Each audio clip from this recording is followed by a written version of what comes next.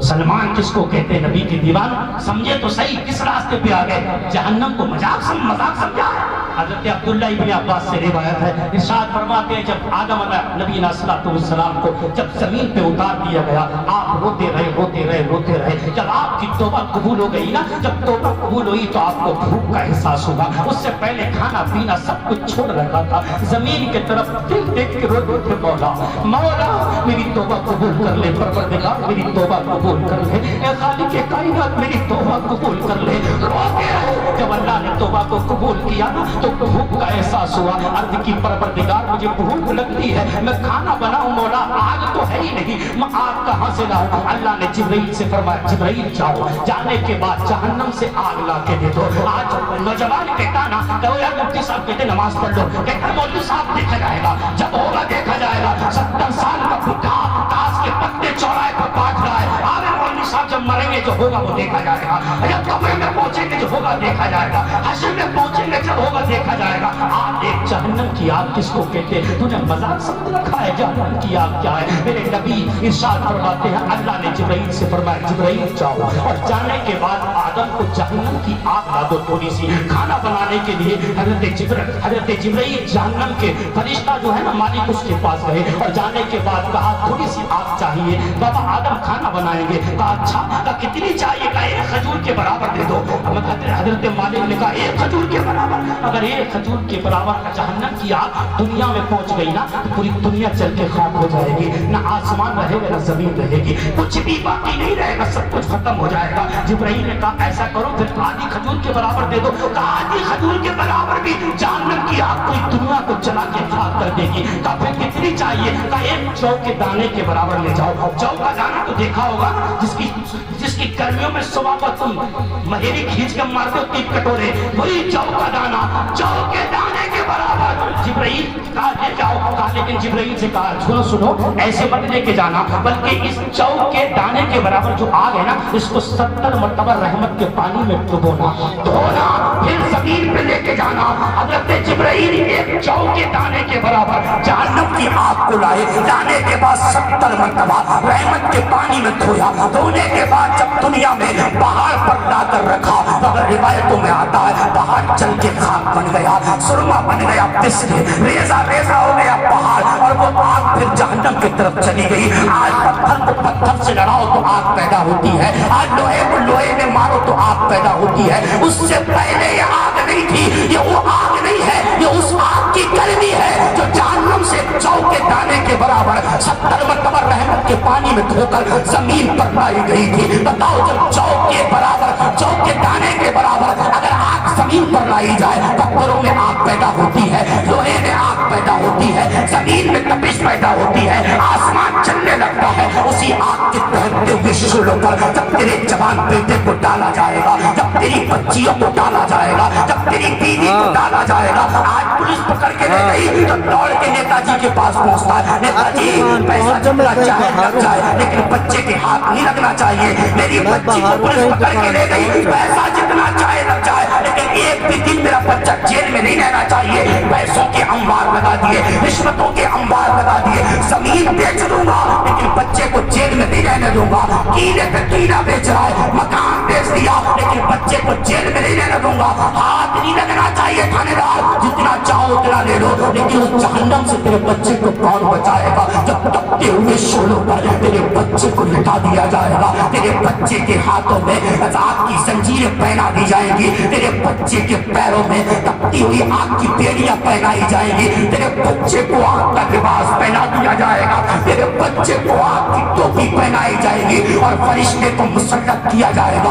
उसके सर पर पत्थर मारे जाएंगे, उसका भेजा निकल जाएगा, फिर पत्थर मारे जाएंगे, फिर भेजा निकल जाएगा। जो होगा देखा जाएगा। जब कब्रों में सांप काटने लगेंगे तब देखेगा, जब कब्रों में अज़ाब होने लगेगा तब देखेगा, जब जहन्नम की तरफ फरिश्ते खींच कर लेके जाएंगे तब देखेगा, जब जहन्नमी लिबास पहना दिया जाएगा तब देखेगा, जब जहन्नम की तरफ फरिश्ते घसीट के लेके जाएंगे तब देखेगा। वे देखने का वक्त तो अब है। अब दुनिया मजरूल आखिरा, दुनिया आखिरत की खेती है, जैसा बोगे पैसा काटोगे, देखना तो आज है। अच्छाई का दामन पकड़ ले, माशर में देखने की जरूरत नहीं है, देखने के लिए یہ مصطفیٰ موجود ہوں۔ سبحان اللہ، نعرہ تکبیر، نعرہ رسالت، مسلک اعلیٰ حضرت حضور پیر و مرشد، نعرہ تکبیر، نعرہ رسالت۔ ہمارے بھائی کا انتقال ہوا، آج ہماری ماں عدت پوری ہوئی ہے، عدت پوری ہوئی ہے۔ آج میری قوم کو ہوا کیا؟ تماشا بنا کے رکھ دیا موت کو بھی۔ سمجھتے کیا ہو؟ مرنا سب کو ہے، چھٹکارا نہیں ہے۔ سب کچھ پیسے سے خرید سکتے ہو، سب کچھ دولت سے خرید سکتے ہو، شہرت، دولت، کوٹھی، بنگلہ، لیکن ہمیشہ کی زندگی تم دولت سے نہیں خرید سکتے۔ اگر تم کامیابی چاہتے ہو نا تو پھر اپنے بچوں کو سمجھاؤ تمہارے پاس تجارت کے لیے ٹائم ہے، دکان کے لیے ٹائم ہے، کھیت کے لیے ٹائم ہے، ہر کام کے لیے ٹائم ہے۔ اگر ٹائم نہیں ہے تو بچوں کی پرورش کے لیے ٹائم نہیں ہے۔ کچھ دیر بلاؤ، اپنی بیوی کو بٹھاؤ، اپنی بچی کو بٹھاؤ، اپنے بچوں کو بٹھاؤ اور انہیں سمجھایا کرو بیٹا اسلام یہ نہیں ہے کہ تم عیاشیاں کرتی گھومتے ہو، اسلام تو یہ ہے کہ ایک جوان بیٹی اپنے گھر سے نکلتی ہے، رات کی تنہائی میں دوڑنے لگتی ہے، دوڑتے دوڑتے جب وہ پہنچی مدینے کی گلی میں تو مدینے کی گلی میں یہودیوں کی بازار میں ایک جوان بیٹی 18 سال کی بچی نکلی اور یہودیوں کی بازار میں پہنچی۔ اسلام سمجھو نبی کے دیوانوں، صرف نعرہ لگانے سے کام نہیں چلے گا۔ ہم نے سوچا کیا سال میں 2-4 جلسے کرا دیے اور 10 بار پیر صاحب کے نعرے لگا دیے ہو گیا میرا پار، اور کہتے تجھ سے اور جنت سے کیا مطلب، بھی دور ہو، ہم رسول اللہ کے، جنت رسول اللہ کی۔ تو رسول اللہ کا ہے بھی، ہم بھی کہتے ہیں رسول اللہ کے غلاموں کے لیے جنت ہے، لیکن غلام تو بن، سچا غلام تو بن جا۔ نماز پڑھ نہیں رہا، زکات دے نہیں رہا، دین کی طرف جا نہیں رہا، محبت کر نہیں رہا ہے۔ محبتوں کو عام کرو، محبتوں کو، نفرتیں ختم کرو۔ کسی بھی مذہب کا ہو، کوئی بھی ہو، کسی مکتب و فکر کا ہو، اسلام کسی سے نفرت نہیں سکھاتا ہے، سب سے محبت سے سکھاتا ہے۔ ارے محبتوں کو عام کرو۔ میرے نبی مسجد نبی میں بیٹھے ہوئے ہیں، ایک دیہاتی آیا اور مسجد میں کھڑے ہو کے پیشاب کرنے لگا۔ صحابہ کھڑے ہوئے، یا رسول اللہ پکڑ کے لائیں۔ نبی فرماتے بیٹھ جاؤ، بیٹھو، اس سے کچھ مت کہنا۔ کہاں پیشاب کر رہا تھا؟ مسجد، اونچا بولو، مسجد، کہاں کر رہا تھا؟ بات سمجھ میں آ رہی ہے؟ جی، مسجد میں پیشاب کر رہا تھا۔ صحابہ نے یا رسول اللہ پکڑ کے لائیں، اس نے مسجد کو گندا کیا۔ میرے نبی فرماتے ہیں بیٹھ جاؤ، یہ جانتا نہیں ہے بیچارہ، سیدھا سادہ یہ نہیں جانتا۔ یا رسول اللہ اب تو روکتے نہیں، روکنا مت، اس کو پیشاب اب کر لینے دو۔ میرے نبی سے پوچھا یا رسول اللہ یہ مسجد میں پیشاب کر رہا ہے اور پھر بھی منع؟ میرے نبی نے ارشاد فرمایا اگر کوئی پیشاب کرتا ہو اور بیچ میں روک دو تکلیف ہوتی ہے، اتنی تکلیف بھی کسی کو دینا اسلام میں جائز نہیں ہے۔ بے شک ہوا، سبحان اللہ، ہے اسلام ہمارے پاس؟ بولو، اتنی تکلیف بھی۔ ایک انگریز سے کسی نے پوچھا تو مسلمان کیسے ہوا؟ لوگ کہتے ہیں تلوار سے اسلام پھیلا، نہیں۔ لوگ چلے وقت کی رفتار کے پیچھے پیچھے، وقت چلتا ہے میرے سرکار کے پیچھے پیچھے۔ کس قدر تھی شب ہجرت میں علی کی ہیبت، سارے کفار تھے دیوار کے پیچھے پیچھے۔ حسن اخلاق سے دشمن کو بنایا اپنا، دین پھیلا نہیں تلوار کے پیچھے پیچھے۔ تلوار کا کوئی معاملہ ہی نہیں ہے۔ قرآن کہتا ہے اسلام میں، دین میں کوئی زبردستی نہیں ہے۔ کسی پہ اگر کوئی زبردستی کلمہ پڑھوا لے تو مسلمان ہو گئی۔ یہ تو محبتوں کا معاملہ ہے، پیار کا معاملہ ہے۔ نبی کے دیوانوں، ایک انگریز سے کسی نے سوال کیا بھئی تو کیسے مسلمان ہو گیا کلمہ پڑھ کے؟ تو اس نے کہا میں نے ایک حدیث سنی نبی کی، صرف ایک حدیث سنی میں نے نبی کی، میں کلمہ پڑھ کے مسلمان ہو گیا۔ بولو سنا دی جائے وہ حدیث پاک، تھوڑا زور سے بولو سبحان اللہ، سبحان اللہ۔ اتنی حدیثیں سنتے ہیں، فجر وار لے حدیث، عصر وار لے حدیث، جمعے میں لے حدیث، ہر وقت حدیثیں سنتے ہیں، لیکن سنتے ہی ہیں، عمل نہیں کرتے ہیں۔ اس نے کہا میں نے زندگی میں صرف ایک حدیث سنی اور اسی کو سن کے مسلمان ہو گیا۔ کہا وہ حدیث پاک کون سی ہے؟